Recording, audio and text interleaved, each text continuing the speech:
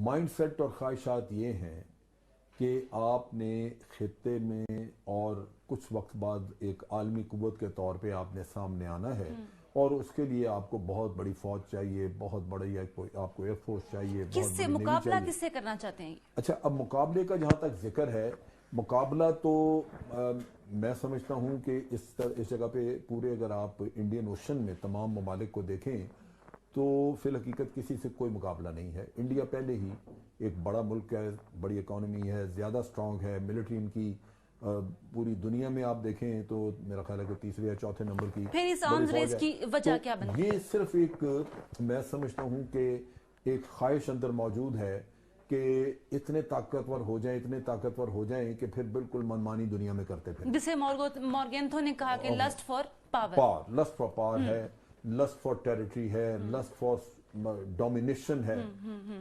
Especially after 98 جب دونوں ملکوں نے، پاکستان اور انڈیا نے نیوکلیئر ایکوزیشن کر لی، اس کے بعد آپ کو، مجھے، کسی بھی ریشنل انسان کو کیا لگنا چاہیے اس آرمز ریس کو دیکھ کر؟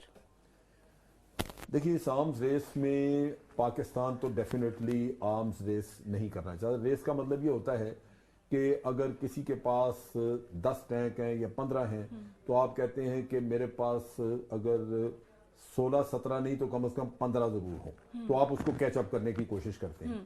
پاکستان نے کبھی یہ نہیں کیا۔ ہم ایک حقیقت ہے جو ہم اپنے سامنے رکھتے ہیں کہ ہم یہ نہیں چاہتے کہ ہم کسی ایسی دوڑ میں پڑ جائیں جس میں ہم اپنا پیسہ بلا وجہ ضائع کر کے، اور جنگ تو اللہ بہتر جانتا ہے کبھی ہوتی ہے نہیں ہوتی ہے کب ہوتی ہے، لیکن یہ ضرور ہے اپنی کہ عوام آپ کے کا، مجرم بن جائیں۔ اگر آپ جنگ روکنا چاہتے ہیں، آپ چاہتے ہیں کہ خطے میں امن رہے اور جنگ نہ ہو، تو آپ کو اپنا دفاع مضبوط رکھنا ہوگا۔ جب آپ کا دفاع کمزور ہوگا تو دوسرے کی آنکھ آپ کی طرف آئے گی، پھر وہ آپ کو زیر کرنے کی کوشش کرے گا، لیکن اگر آپ کا دفاع مضبوط ہے تو وہ لازماً آپ سے ٹکر نہیں لے گا۔ اب اس میں آپ نے نیوکلیئر ویپنز کا ذکر کیا۔ پہلی بات تو یہ دیکھیں کہ انڈیا کنونشنل سائٹ پہ انڈیا کی فوج بہت بڑی تھی، اور پہلے ہی ان کو کنونشنل برتری حاصل تھی، اور ہم ہمیشہ دفاعی طور پہ اپنے آپ کو تیار کرتے رہے کہ اتنی بڑی فوج اگر اس کو فیس کرنا ہے تو ہم اتنے دفاعی طور پہ مضبوط ہوں کہ اگر ہمارے علاقے میں کوئی آئے تو ہم اس کو نکال سکیں۔ اب اس میں اگر ہندوستان یہ نیوکلیئر ایکسپیرینس نہ کرتا تو پاکستان نے نہیں کرنے تھے۔ مینز یہ بات کافی حد تک درست ہے کہ موٹیویشنل فیکٹر ہمیں اپنے ہمسایہ ملک سے ملتے ہیں، دفاعی ریس کا نہیں ہے، یعنی ہم ریس ڈیفینیٹلی نہیں کرنا چاہتے، we are not in this race، they are provoking always all the لیکن time۔ یہ ضرور ہے کہ آپ آنکھیں بند نہیں کر سکتے۔ اگر ایک آدمی کے ہاتھ میں ایک بندوق ہے تو آپ کہتے ہیں کہ جی میں یا تو ڈھال ایک لے لوں یا کم از کم میرے بھی ہاتھ میں بندوق ہو، لیکن اگر ایک کے ہاتھ میں 10 بندوقیں چلے گی تو پھر آپ کے ہاتھ میں اگر ایک بھی نہ ہو یا 2 بھی نہ ہو تو پھر آپ لازماً اس کا نشانہ بنیں گے۔ جب ہم بات کرتے ہیں وار انڈسٹری کی، یہ وہ انڈسٹری ہے جس کے لیے آپ کو ایک انٹینس انویسٹمنٹ چاہیے۔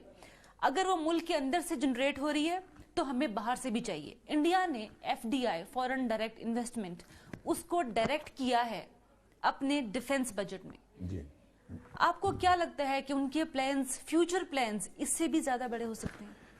فیوچر پلان جو ہے وہ تو ڈیفینیٹلی میں دیکھتا ہوں کہ ہندوستان ایک ایسا ملک ہے جس کے اندر فوج بنانے کی، ایئر فورس بڑی کرنے کی اور نیوی کو پھیلانے کی یہ ایک ہوس موجود ہے۔